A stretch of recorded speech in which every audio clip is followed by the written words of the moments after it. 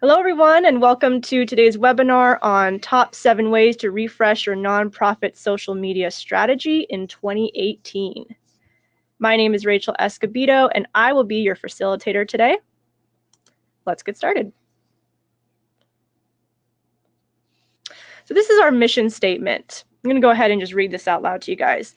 Our mission statement is to help nonprofits significantly increase their fundraising capabilities and impact that they have in their communities and society through proven contemporary curriculum presented by world-class nonprofit leaders, best-in-class faculty, and renowned philanthropists.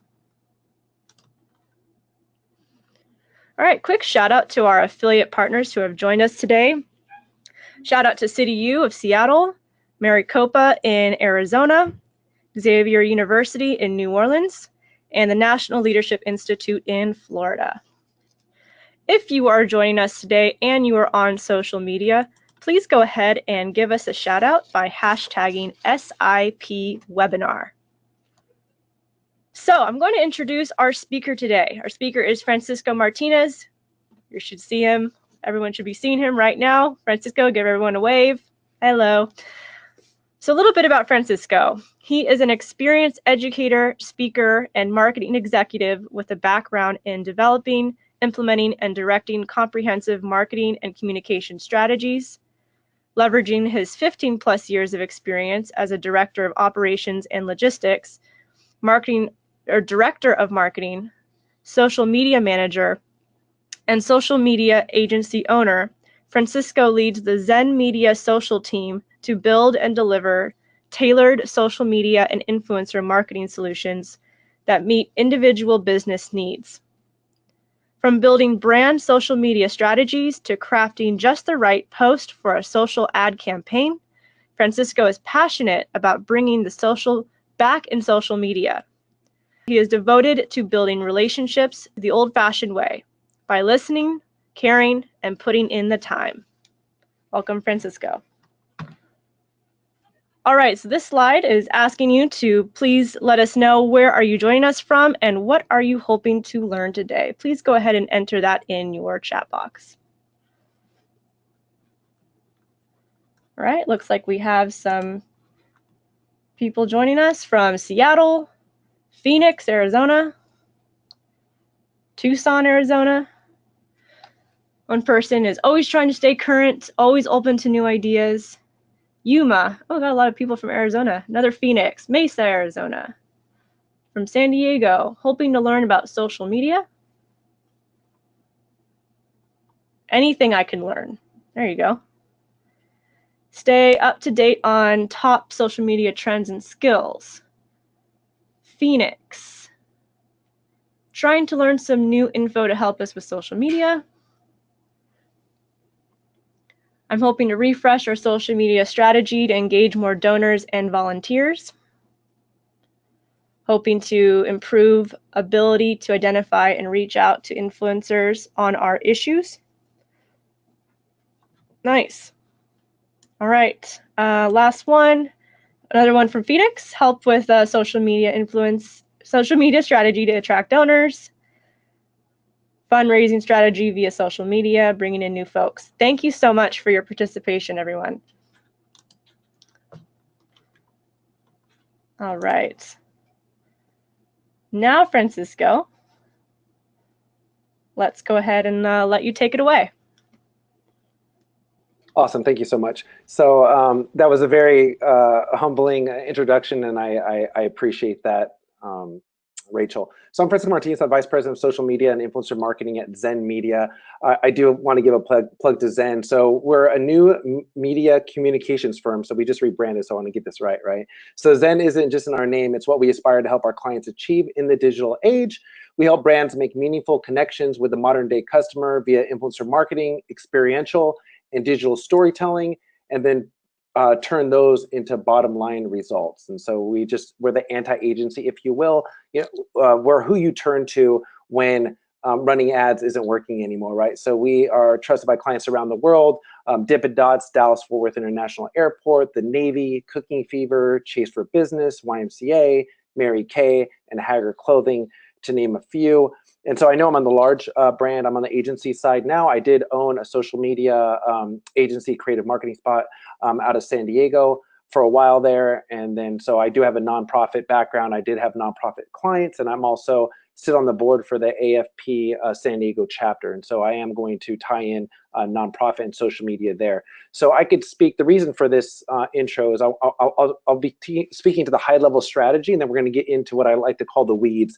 And so I certainly hope you'll stay to the end. We're going to get into actually running Facebook ads, how to do targeting and setting budget, and also get into LinkedIn, how to do business development and how to reach out to those big fish donors or partners that you want to. So I really think that's worth the price of admission here. So let's do this. I talk fast in general, and I have about 35 minutes here, and so I do want to be able to get in the weeds at the end. So we're going to hold all the questions till the end, but please do write them down. And like I said, there's no question too large from a strategy standpoint, and there's no question too small into the actual how do you do this. So please do that, and I do welcome questions like that. So getting into the top 7 ways to refresh your nonprofit social strategy in 2018. And I know titles could be misleading. It's a way to get people into a webinar. That certainly wasn't the case this time. And so these really are the top 7 ways to refresh your nonprofit social strategy in 2018. So I did want to speak to that and just be prepared that these are well thought out steps for your nonprofit. So step 1 is setting goals and defining objectives. So goals are destinations and objectives are the steps to reach that destination. And so the first bullet point there, if you don't already have one, develop a 2018 strategy. So there's plenty of time left in 2018, Q2, Q3, and Q4, obviously in this calendar year. The reason why it doesn't say develop a marketing strategy or develop an operational strategy, I'm talking about a holistic strategy. I am very aware that development directors, chief marketing officers, social media managers, social media administrators wear many hats, especially in a nonprofit, right? So you don't have the bandwidth, you don't have, you're working in a tight budget, and you don't have all these people.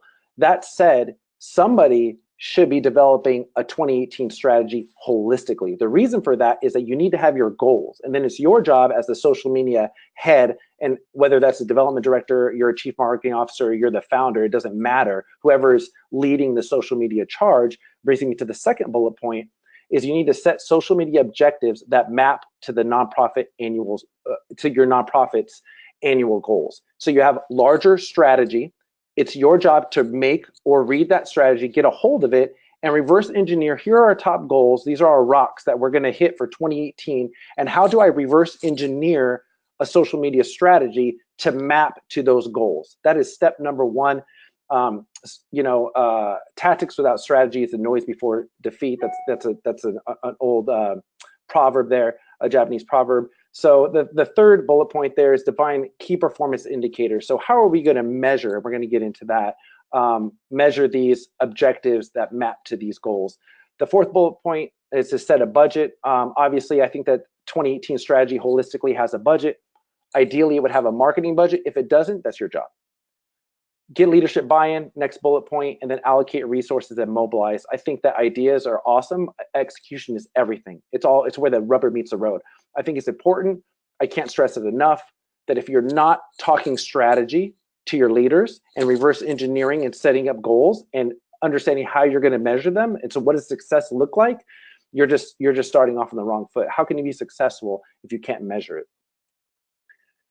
So setting SMART goals, and I'm going to go to the bottom left of this slide here. So SMART being specific, measurable, attainable, realistic, relevant, and time-bound, right? So I think we've all heard of SMART goals. So I'm going to go to my example, the Humane Society's mission statement. I went with the Humane Society for some examples because they're a well-known organization. I have no affiliation there.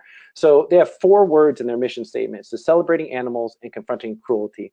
A SMART goal could be, and this is a Francisco example, to increase disaster preparedness kit readiness pledges by 20% by the end of Q3. So let's assume they got the strategy. Their leadership said it's important for us to communicate to our stakeholders that we are committed to increasing disaster preparedness for animals. And in that, we want to raise readiness pledges. That's all it says in the strategy. That's one of their goals. Your objective would be, third bullet point under example, to initiate a social media campaign to disaster preparedness kit readiness landing page with a call to action to pledge to be prepared for your pet. So this is actually a thing. I screenshotted it there, pet disaster preparedness kit. So how to prepare a pet for disaster, with your information saying that you pledge to make sure that your pet is and you are prepared. So the reason why it's SMART, it's specific. We want to increase disaster preparedness kit readiness pledges by 20%. That's measurable. Is it attainable? I made it up. Hopefully, if I worked for the organization, that 20% would be attainable and it would be realistic. And it's obviously time bound by the end of Q3. How can you read your strategy, find those rocks, reverse engineer them with goals? So it's your job as the leader of this social media initiative to reverse engineer those goals with objectives and make sure that they're smart goals and smart objectives. Step 2 is listen. This used to be step number 1. I recently changed it because the majority of organizations were missing step 1. So, I changed listen to step 2, but it's that important. So the reason why you would want to listen, the next slide is going to teach you how to listen, is to hear what relevant individuals and groups are saying. What are relevant individuals and groups? I'm talking about your nonprofits demographics, and those are typically beneficiaries, your donors, the community, your employees and volunteers, and then administrators, right? And so that's what you're going to want to be listening for as I teach you here how to social listen. And also you want to gain insights about what's going on for what you're listening for. So what are administrators saying locally about your nonprofit, or even globally about your nonprofit? What are donors saying? What are your employers saying? What employees saying? What are volunteers saying? What is the conversation around your nonprofit? There are conversations happening. Are you listening and are you joining in? What is the animal welfare state of the union? Well, how would you know that if you're not listening? I think there's a lot of guessing going on. There is some research, but we need to start with listening. Obviously, that brings me to a third bullet point: conduct market research. You could also reach out, and I'm going to get into the how on the next slide. Nurture your community also, and then you could penetrate new markets, and I'll get into that. So how do you listen? The answer is a starter pack is Hootsuite and Twitter is how you start for $9.99 a month. And I have no affiliation to Twitter, to Twitter or Hootsuite, but this is how you do it. So a quick video, YouTube, how to use Twitter, how to set up streams, how to use Hootsuite, how to set up streams will get you the know-how. I think that the internet is commoditized information, and you could certainly do that. And so, yeah, I have my MBA in marketing and social media. I learned Hootsuite and Twitter from YouTube, and so I just want to point that out, that you can do that. I think that a lot of people hedge on that, but certainly I give you permission to do the research there. So on the top left there, select a profile. So that's your nonprofit there for Twitter. I'm talking about Twitter specifically, and then for mentions. So at the bottom right is the streams. There's 3 streams in that image in the bottom right. So check your nonprofit for mentions. So right now, Sanford Institute of Philanthropy checking for mentions of the organization. That's nothing new, right? So nothing groundbreaking here. So let's get in the next slide. Excuse me. Is search for relevant keywords. So hopefully your organization's done keyword research. You know what keywords in Google and Google AdWords, and what keywords, what conversations people are having about you. If not, I invite you to do that. You want to type in your relevant keywords that you want to listen for. So the examples I used was fundraising, donations, philanthropy, development, animal rights in the examples we were using, and animal advocacy. So what I'm saying is, what if you could have streams, not just for mentions of your brand? Now let's have streams for relevant keywords that we want to listen for. What are people saying about fundraising, about donations, about philanthropies? What is the state of the union? The third thing is, I think the real power comes from Hootsuite and social listening and Twitter, is query searches. And so on the right there, you could search for 2 words in a row. So it says, as an example, Twitter search. It's going to show you in your stream people that use both the word Twitter and search. In our example, on the left, third bullet point, planned giving. So what is the conversation? What are people saying about planned giving? If they use the word planned and giving, not the hashtag, not the @mention, I'm talking about people having real conversations in Twitter that say planned giving. What are they saying? And how can you jump into that conversation? And on Twitter, that's allowed, and I'm going to talk about that as well, the psychology of Twitter. So as my examples, you could search hashtags AFP, making philanthropy happen. You could search development director training, planned giving, cost selling, San Diego philanthropy, Sanford Institute, Fundraising Academy, etc. Whatever, you could have up to 9 streams of whatever query that you want to listen for. Why do you want to listen? The market research, to get the state of the union, to jump into conversations. It's the intent of listening, right? You have 2 ears for a reason, and we've all heard that, is to listen. So I love the intent of listening, is that I'm listening to better answer your questions. Penetrate markets by joining in conversations. You can enter search queries by geography. So if we were listening for hashtag SIP webinar right now within 25 miles of San Diego, that would probably be a good idea, because obviously that's where one of the headquarters is. But we could also be listening to nationwide. But if you're trying to penetrate Dallas, Texas, why can't you start searching for philanthropy, cause selling, fundraising, add your keywords for your nonprofit in a certain area and start having conversations in that area? I'll give you a real example. Myself as a marketing thought leader, if you will, if there's social media marketing world happening in San Diego, I'm based out of San Diego, California, I would search of branding, marketing strategies, social media strategies, things of that nature that were happening within 10 miles of the convention center during the life of the conference. And I would set up appointments and lunches based on those conversations. So I would listen and I would jump into the conversations and set up meetings like that. So you could soft penetrate a market by listening and getting in those conversations. So step 3 is to choose your tool.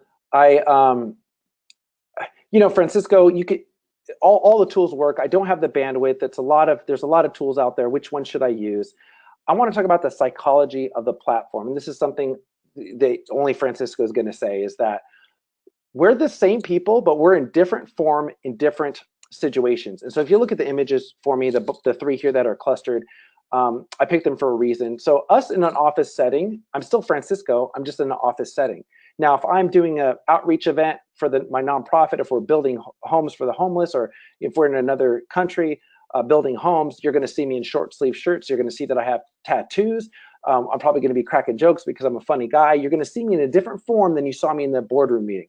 And if we're on a longer stay, whether it's a conference or an event, and we go to the club, you're going to realize that I can't dance, things of that nature. And so I'm Francisco in all 3 settings. And then if we're in Vegas, there's going to be something else going on. And so, but I'm in different form. So how does that pivot into the psychology of the platforms? Let's get into it.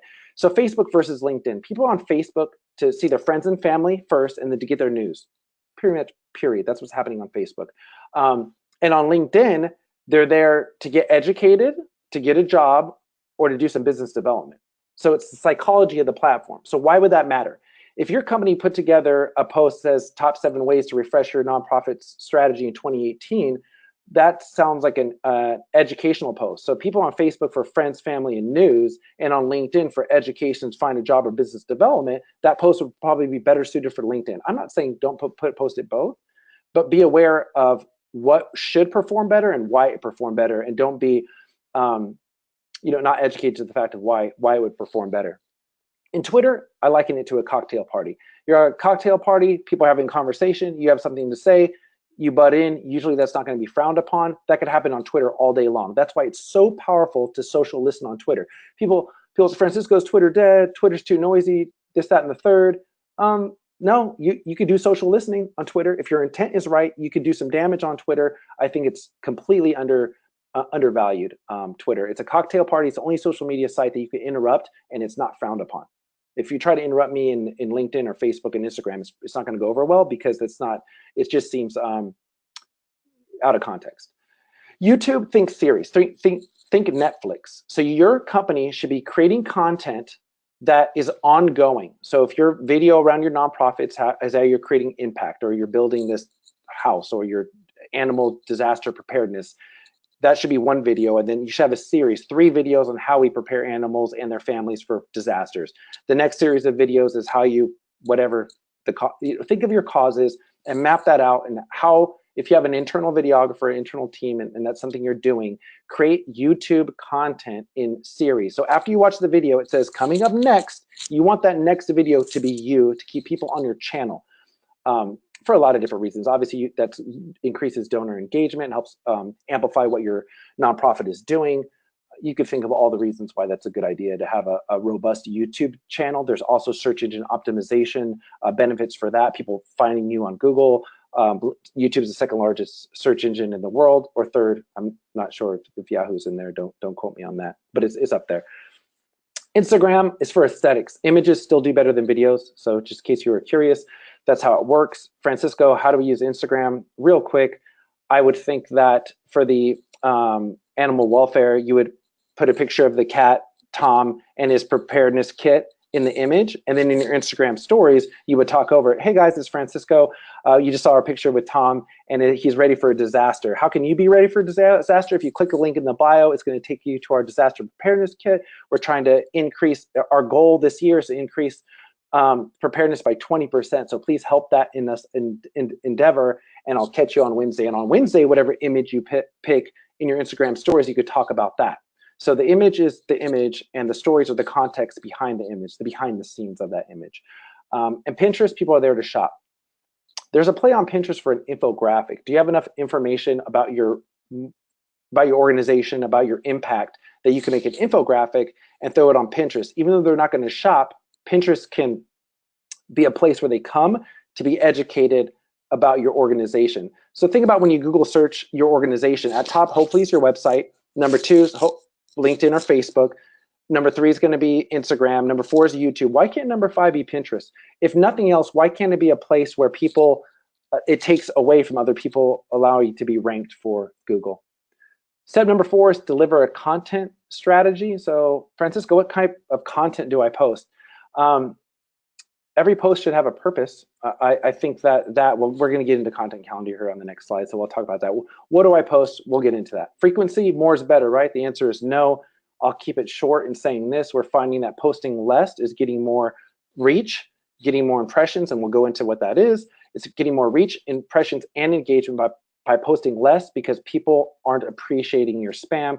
The algorithms certainly aren't appreciating your spam. So if you're posting Tip Tuesday, Wisdom Wednesday, Thoughtful Thursday, Follow Friday for the sake of posting, I would really recommend you stop and test posting less against what you've been doing and test your engagement. I'm not saying it's going to work. My data and gut tell me it's going to work, so I really recommend you do that. If a lot of you says, what can I do? At least test that, posting less.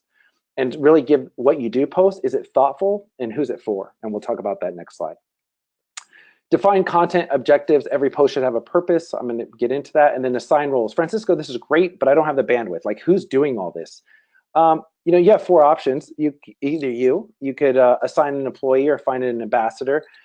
You can get an agency to do it for you. You could outsource, or you could get some in-house training. I've done all that. I really think that smaller nonprofits, it's going to be you. Is it worth it? The answer is yes. Hopefully by the end of this webinar, you'll understand why when I'm really going to get into some posts here. So types of content, the ones underlying we're going to get into. There's quote cards, which we'll get into. Blogs, I think we understand what those are. White papers, educational. Industry articles, I'm going to talk about the difference between creation and curation. Infographics and visuals. GIFs, yes, it's pronounced GIF. We could offline converse about that. User-generated content, etc. So let me go back here. So content calendar, all you have to do is Google search content calendar templates, download a template, and then put that in. And every post should have a purpose. So if you're going to post a blog post, top 7 ways nonprofits to refresh their strategy in 2018, where would I post that? Probably LinkedIn, because that's the context of the platform. People are there to be educated. Okay, who's that's going to? In your strategy, you have personas, hopefully, demographics based on who engages with your nonprofit. So you have ages and demographics, but hopefully you have psychographics, why they engage with the why they engage with your nonprofit, whether it's volunteer or give, etc. So this post is going on LinkedIn, top 7 ways to refresh your nonprofit strategy in 2018. It's going on LinkedIn. What demographic is that going for? That's going to our community. That's not a donor post. Stanford Institute of Philanthropy educates. That's an educational post. It's going to our community. Okay, this post is going on this channel to this demographic. Okay, next post. This post is going to this channel for this demographic. Every post has a purpose. That's the purpose of your content calendar, not to just fill it up. Quote cards. I made up that vernacular, so if you're Googling quote cards, I'm not sure what you're going to get there. So I just wanted to let you know that. I picked the most unaesthetic image I could find from the Humane Society. So if you're affiliated with them, I apologize, but it's October and it's a bunny and it's purple and it's not aesthetic to me. I believe that an animal's life is worth more than a new beauty product, be cruelty free, and maybe the purple has something to do with that. I'm not sure.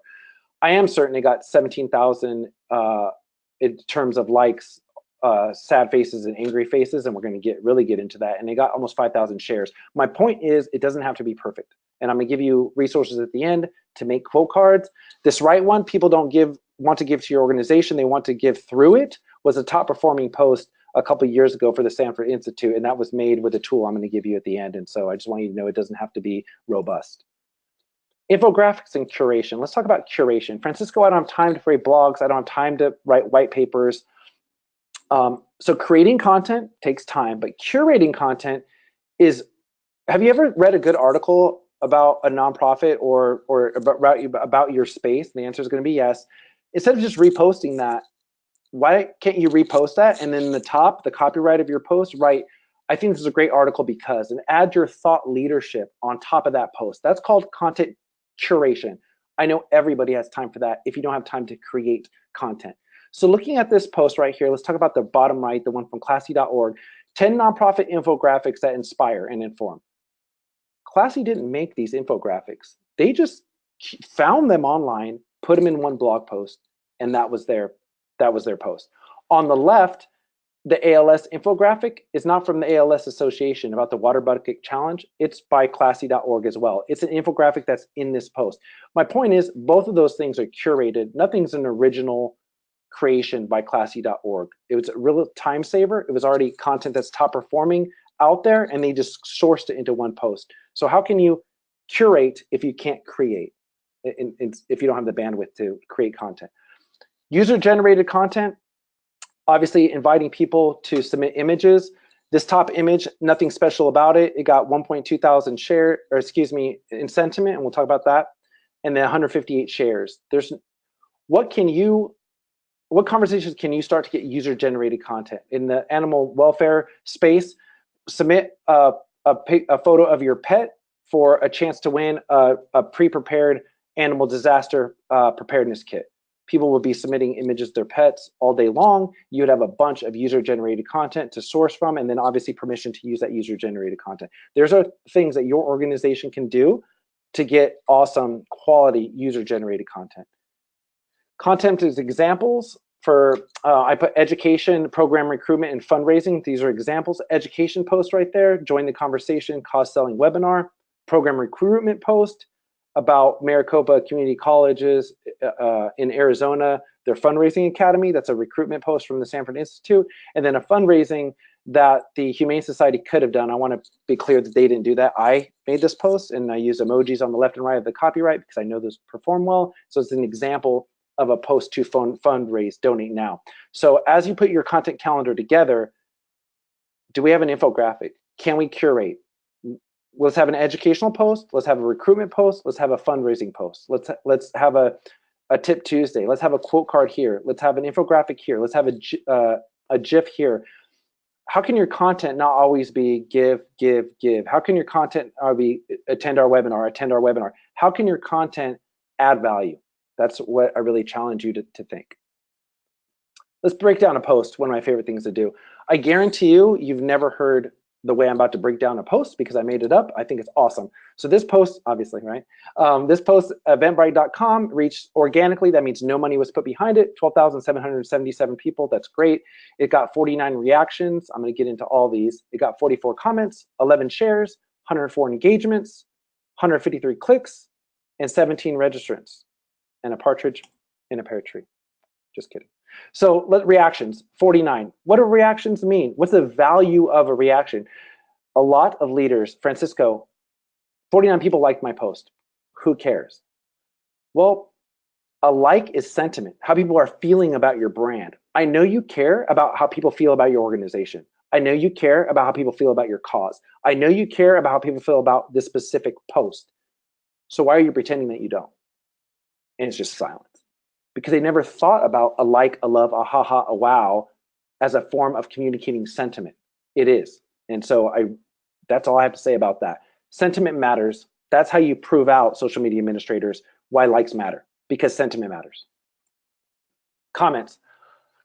If you want to have a relationship with somebody, you have to have a conversation. If there's no dialogue, there's a lot less relationships. So I really question your organization's ability to nurture relationships on social if you're not having a dialogue. If there's no comments, there's no dialogue. So what are comments? They're building relationships. I call it driving depth. Shares, digital word of mouth. The average Facebook person in this example has 710 friends. Organic reach is, let's just say, 4% there on an actual page, not an organization page. So as I share that this webinar, as I share this cause, as I share this quote card, as I share this user-generated content, as I share this curated content, it's digital word of mouth. I challenge my marketing students. You go out for a week and tell as many people as you can about this webinar. You give me $200 and we'll see who wins. It's not even close. It's what I call a non-conversation. You trying to get word of mouth versus you having an investment on social media. It's not even. It's a non-conversation. Clicks. What 153 clicks? Well, Francisco, I'm not care about how many clicks I got. I care about how many registrants I got. No, you care about clicks, because the clicks, unless it went to an Eventbrite page, if it went to your website, you could track website behavior. Your ad, if you will, went to your Donate Now page. It went to your About Us page. It went to your Register Now page. But where do they go after that? Do they drop off and register? I doubt it, because there's a consideration cycle. They have to learn more about your organization. Is it worth my time to attend this webinar? Is it worth my time to give? What kind of impact? So they're all perusing your site. There's data in Google Analytics about what the behavior was. So out of those 153 clicks, how many registered? And then what did everybody else do? Okay, you had half of them just drop off. Okay, well, is there a problem with that page? I don't know. I think we need to run more ads to that page to find out if there's something we could do to reduce that drop off, also known as bounce rate. And if they went to your About Us page, if they went to this page and this page, I think it's relevant to look at that. Registrants, 17. That's your main key performance indicator. So before Francisco, we posted this post, we got 17 registrants, congratulations. No, we need to congratulate all of that. We need to look at all of the clicks, the sentiment, the comments, and understand why they were important, and just not brush it off like it didn't matter, because it does matter. The last thing is the reach. Impressions, I'll be really quick with this. If you're driving to work and you happen to see a billboard, that's one impression. If it's a two-sided billboard and you drive home and you happen to look up again, that's another impression. So one person can have two impressions.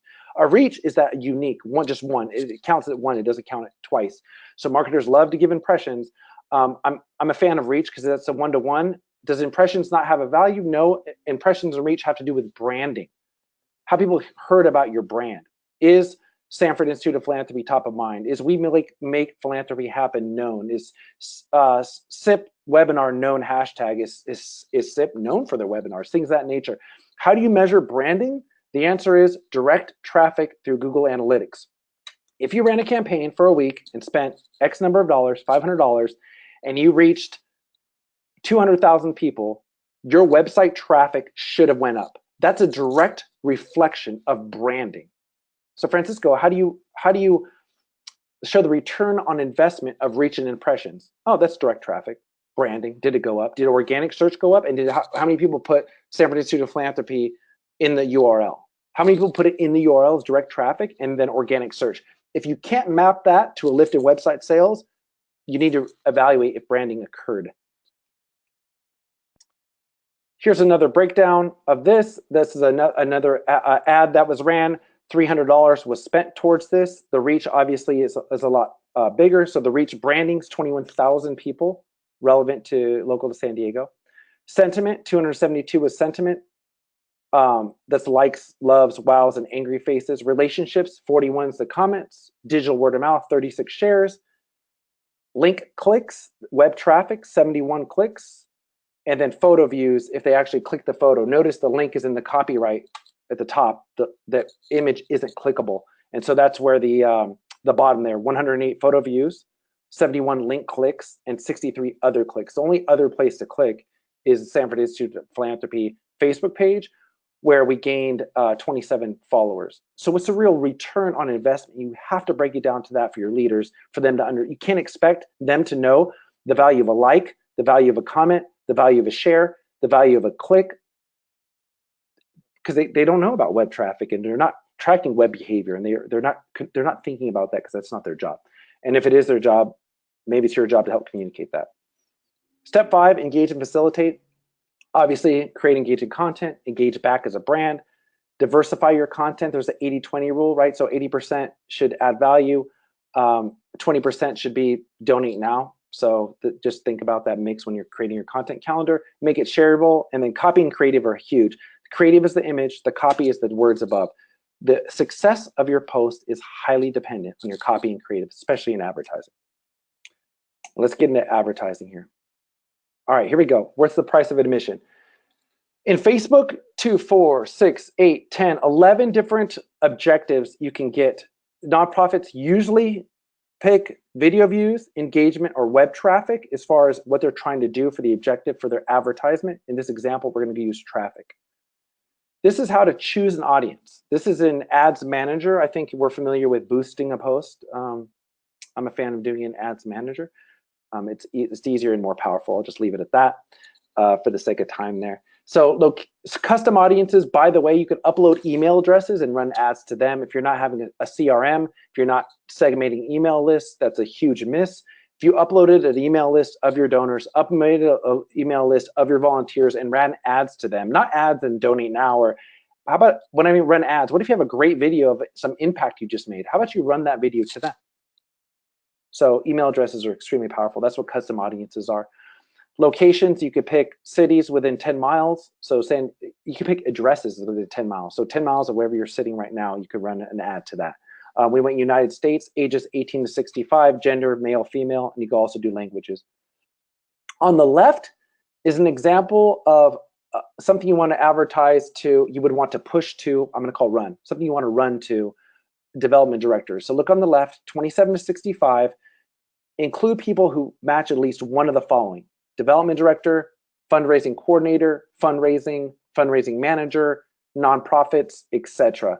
That would be an example of if we wanted to, this webinar, after it was done, we cut out the good parts, chopped it up into a video, and we ran that to these people, telling them about our next webinar. That'd be a good idea. On the right, check this out. Philanthropy that are also interested in animal welfare, that also make over $1 million a year. This is who you'd want to run a donor video to, or a donate now post to. Ages 30 to 65, people that are interested in philanthropy and animal welfare. If you were the animal welfare organization that I'm using as an example, that you make over $1 million a year. That's a wrap. That's going to be successful. Think about the web traffic you're going to get from that. What about the behavior flow? You have donors, potentially donors. You have people that like philanthropy and animal welfare that make over $1 million on your website. What's that worth? And how are you missing if you're not using that? And then about email lists as well. How about determining budget? So if you set your daily budget, $50 for this example, it says that your potential reach for this audience is 20,000 people. You're gonna reach anywhere between 2,400 and 6,300 people a day, and they're gonna click between 19 and 70 clicks. Well, Francisco, reaching 2,400 and 6,300 for $50 is a big difference, and getting 19 clicks and 70 clicks is a big difference. It's all in your copy and creative. Those are the variables of success. Your copyright, what you typed in the image, was it to that target audience? Does your image to people that are interested in philanthropy and animal welfare that make over $1 million, is your image appropriate? And then is a copy, what you typed, going to resonate with them? Choosing targeting. This potential reach for development directors, etc., was 14,000 people. That's the box, the blue box at the top right. If you were to add interested in fundraising, so these are job titles, people who work as a development director, fundraiser, fundraiser managers that have job titles as such. If I were to add interested in fundraising, that's adding 9 million people to the pot. So right now, as is, without pressing fundraising, I'm going to reach 14,000 people, and I'm going to a potential reach. I'm going to reach between 1,800 and 47 a day for $50, and I'm going to get 15 to 55 clicks for $50, depending on my copy and creative. If I were to click that, my potential reach now is 3 million, and I'm going to reach 3,000 to 1,500, and I'm going to get 39 to 120 clicks. So we went from 15 to 55 clicks by adding that to 39. Well, Francisco, it's obvious you want to add that. Well, being interested in fundraising is a lot different than having a job title, a fundraiser, fundraising manager, major gifts officer. If your ad is to get a response from people in the industry, then you definitely want to leave out fundraising. So you need to think ahead of the time, what's the purpose of this advertisement? What key performance indicator am I tracking here? Is it to get a donation? Is it to get a boost awareness? Is it for branding? Is it to get attendance to a webinar? That really has to be thoughtful. All right, I got 4 minutes, which is perfect timing, and business development for LinkedIn. This is amazing. You've never heard this, guaranteed. Step one, how do I do it? You need to think. So I found an organization that I didn't know their chief development officer, San Diego Zoo. So step number one is like I want to do business with their chief development officer of the San Diego Zoo. So I think about my big fish. This is a hypothetical. I want to do business with him. I don't know who that him is. Google search San Diego Zoo Global Development Director. It gave me a website. I go to that website, step number two, I press Control F and I search development, and there is Mark Stewart. Step number three, I go into LinkedIn. I look for Mark Stewart.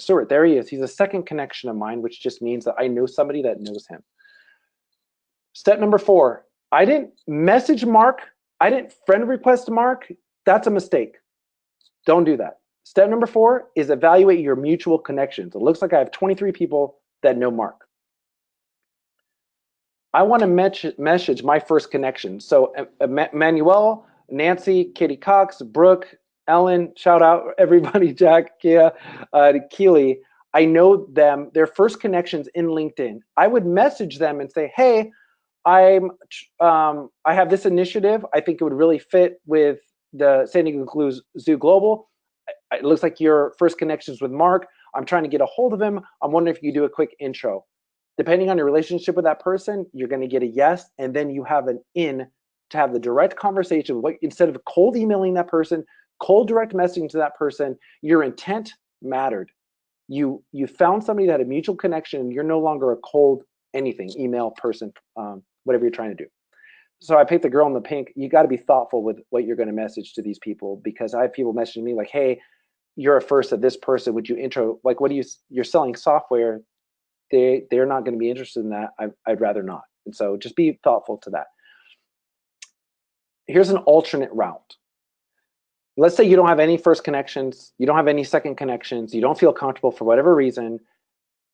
Find Mark Stewart through the steps we did at the beginning, then go to interests, see all, groups. It's going to show you what groups Mark Stewart is in.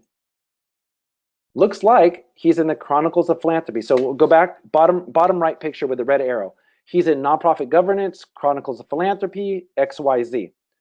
I clicked on Chronicles of Philanthropy and I asked to join that group. And then it shows me who's the admin of that group and then who are my connections that are in that group. So obviously the admins are going to look like, do I belong in that group? I do. They're going to accept me. Now I'm in a group that Mark's in. If I'm really impatient, I say, hey, Mark, I see that you and I share a shared group, Chronicles of Philanthropy. I was wondering your take on this post. That would be the easiest way to go.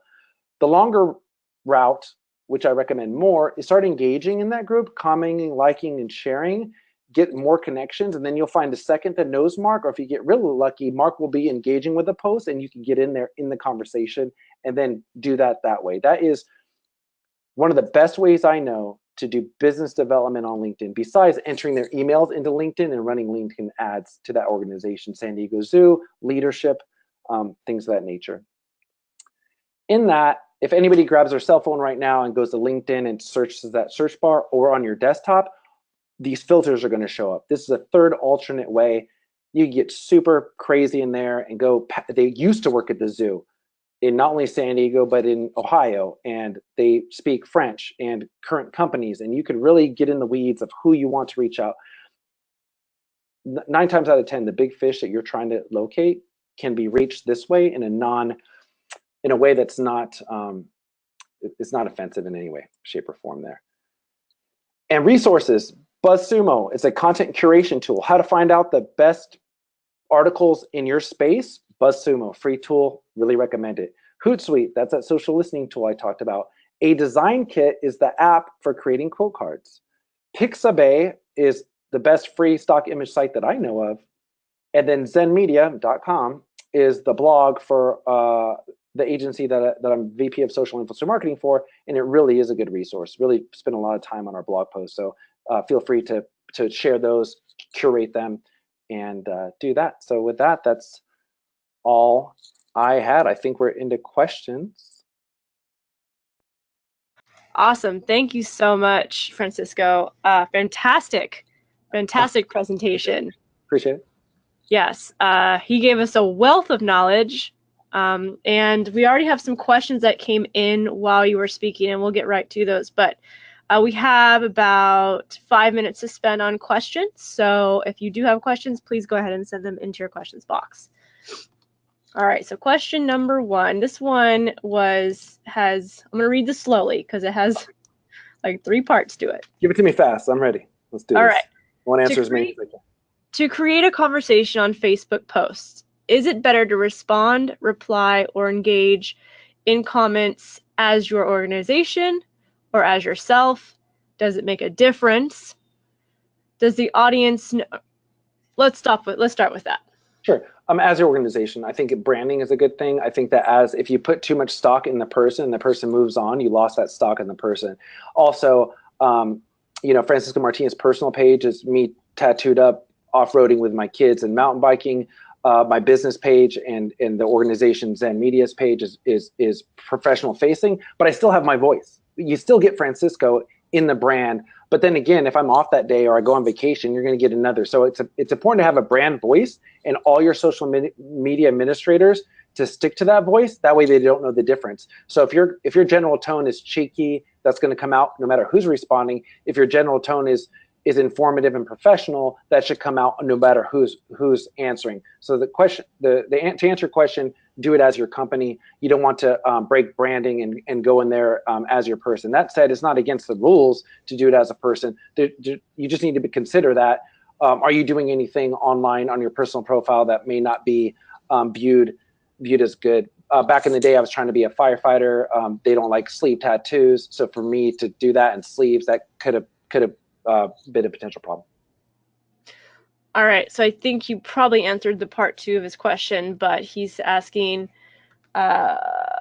here, does the audience know that you are your organization, or should they be separate? I ask because my board wants me to stay away from posting as the organization. So your organization needs to have a brand voice. So you need to spend some time, spend a weekend, put it on a Word doc. This is our brand voice. We are professional, educational, impact-oriented, XYZ. And then I don't care whether you hire an intern tomorrow or the CEO is posting, everybody sticks to the brand voice. Got it. Thank you. Yeah. What is the difference between boosted and ads manager. And an ads manager. There you go. Sure. When you spend more than $20,000 a month, you get your own Facebook person. I've had intimate conversations. We spend over $90,000 a month on social ads on Facebook person. And when I get in these deep conversations, it seems that boosting a post is not, if you boost a post and then make the same post in Ads Manager, it usually performs better in Ads Manager. Now that's not a scientific answer. Please don't try to, go Google search that.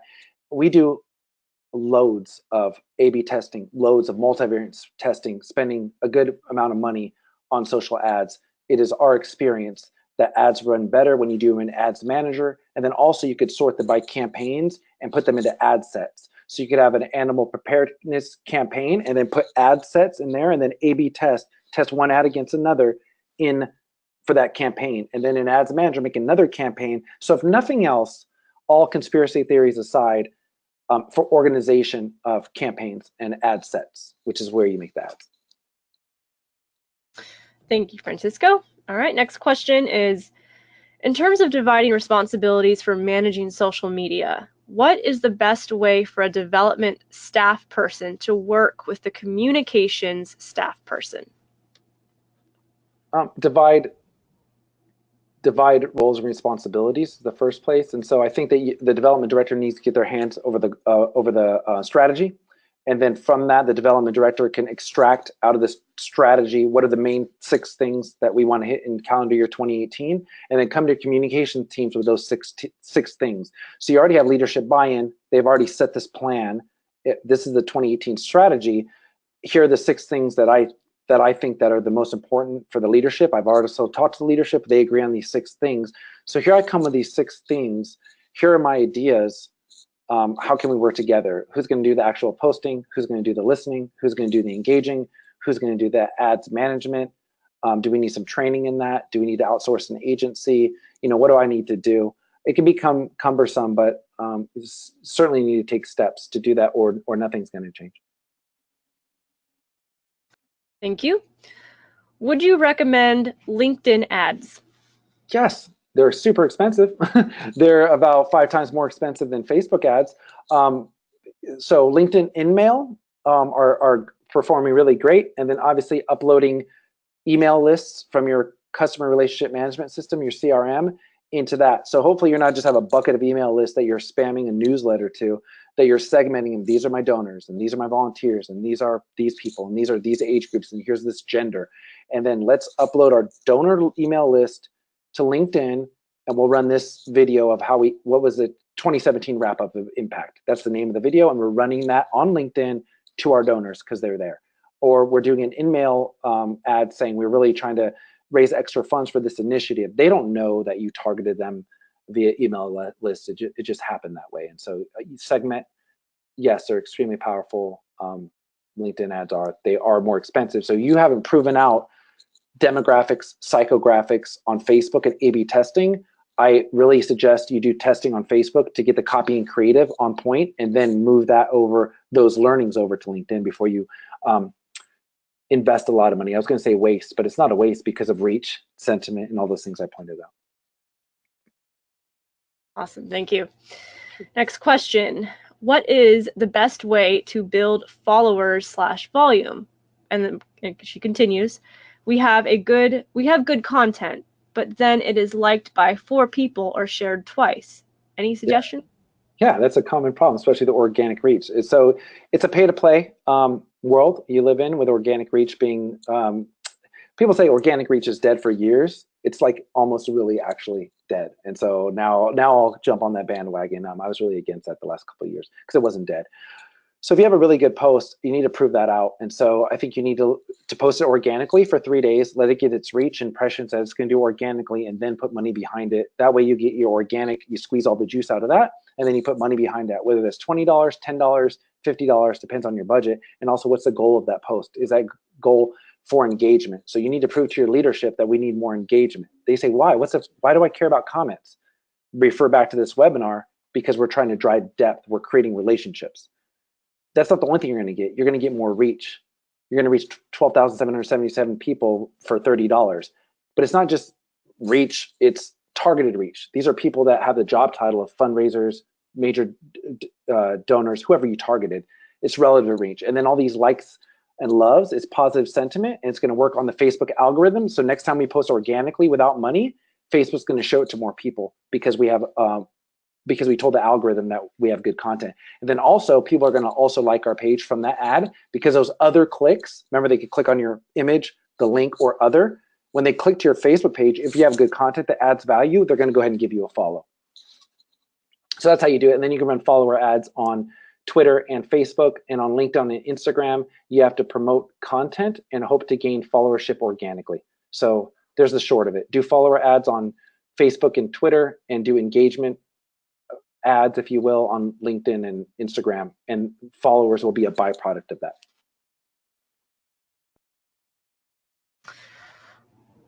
All right. Oh, I spoke too soon. So we have one more question that just came in. 2 more questions. Let's do it. All right. For NPOs beginning their social media presence, I love the idea of a content calendar. Is there a specific template you would recommend, or specific things we should look for when selecting one to use?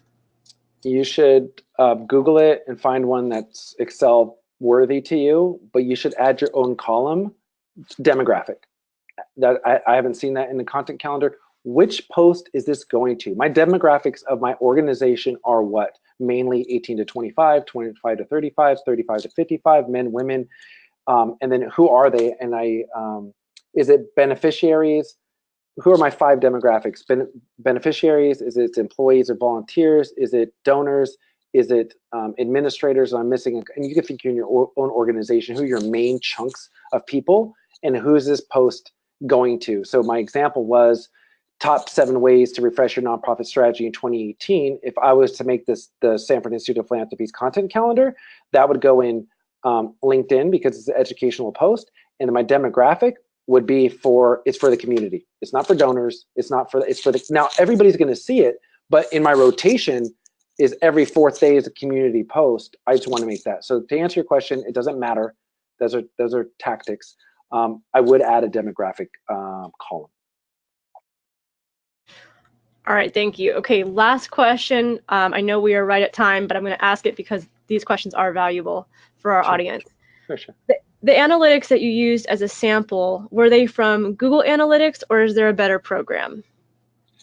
The Facebook post analytics were from Facebook themselves, and the Google Analytics was a screenshot. And so you need to use Google Analytics. I recommend a course, YouTube it, how to crash course of Google Analytics. It's relatively easy. It's free.